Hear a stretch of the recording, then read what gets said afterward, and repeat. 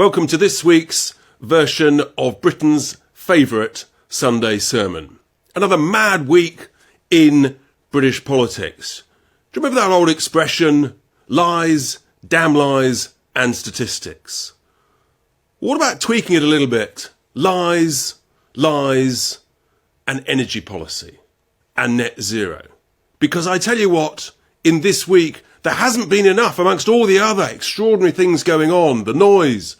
There hasn't been enough focus on the lies and nonsense that's emerging about our energy bills and the cost of net zero.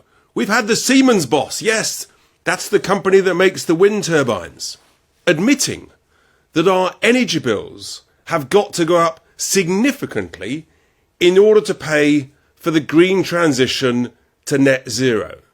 So he's saying our energy bills have got to go up.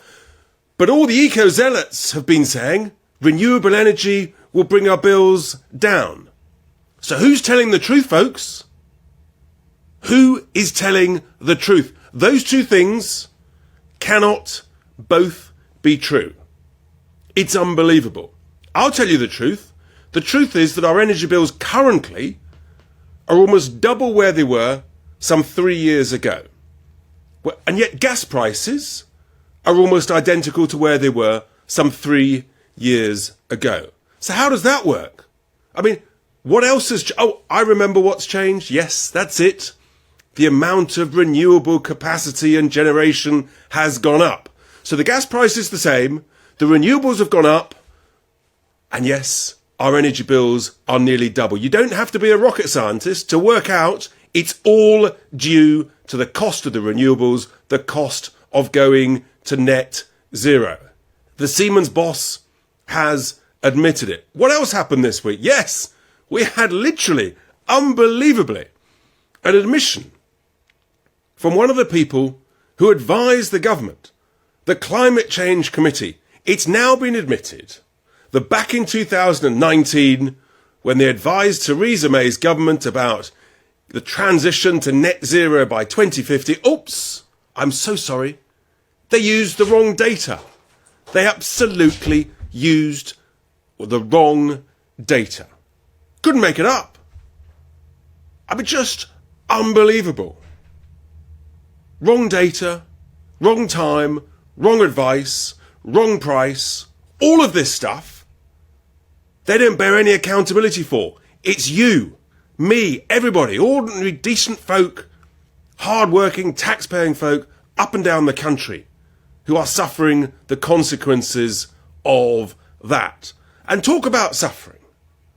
Again this week, we've had the tragic confirmation that not just a few hundred jobs, no, thousands and thousands of skilled manufacturing jobs in the steel industry, in and around Port Talbot and elsewhere, are going to be just sacrificed on the altar of net zero so that we can turn these industries into a new type of steel-making furnace, what they call an electric arc furnace. And so thousands of jobs are going. It's only when you dig into the detail you realise that actually this is all because of net zero. And yet these new types of furnace, these electric arc furnaces, they use scrap metal. They can't produce strong virgin steel. No, it's only the blast furnaces that can do that. And the government is now paying hundreds and hundreds of millions of your taxpayers' cash to the Indian firm Tata Steel, and they're going to do the same with the Chinese firm Jingye for British Steel up in Scunthorpe.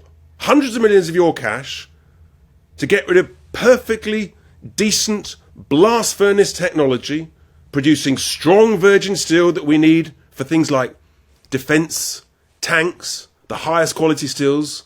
All of that's going to go in pursuit of saving CO2 emissions here in the United Kingdom. But of course our need for strong virgin steel doesn't disappear. No. We still need to buy that. So what's going to happen? We're going to have to buy it from overseas. Great. How do you get it to the UK? You have to ship it here, creating more CO2 than if we made the stuff here in the first place. So destroying thousands of steel jobs, sending our money overseas and creating more CO2. The lies, the incompetence, it beggars belief. And it's decent, ordinary communities who suffer the pain, the grief, the loss. Unbelievable.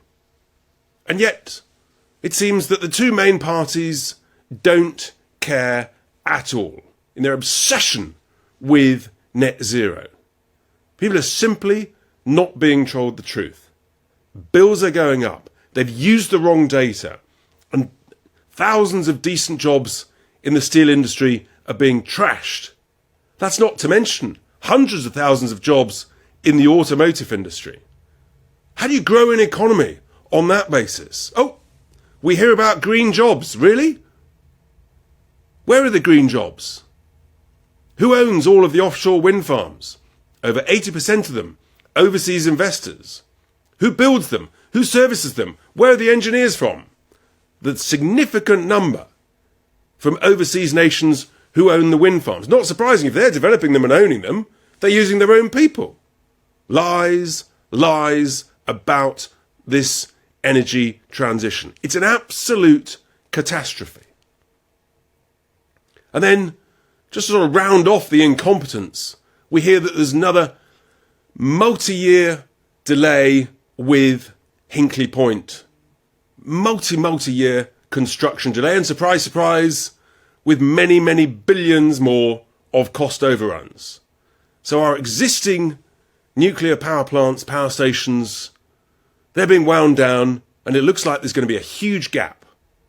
So what does that mean?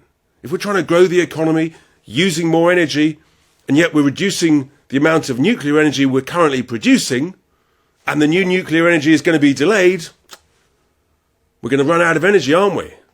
Rationing, blackouts is what faces us. If there's a shortage of something, once again, the price goes up. All of this to fear, not to look forward to, because of the madness of the lies, of the cost of transitioning to net zero. When the reality is, the likes of China and India, they're not cutting their emissions. They don't give two hoots about this stuff. They'll pay lip service to it. They're building hundreds of coal-fired power plants to produce cheap electricity to make themselves competitive so they can sell us expensive things like wind turbines, like solar panels, and so on. This is, for the United Kingdom, the road to ruin. We're not being told the truth. The truth is that the cost of net zero is making us poorer, it's making us colder, and all it's going to do is send our jobs and our money overseas. And with that, here endeth my Sunday sermon.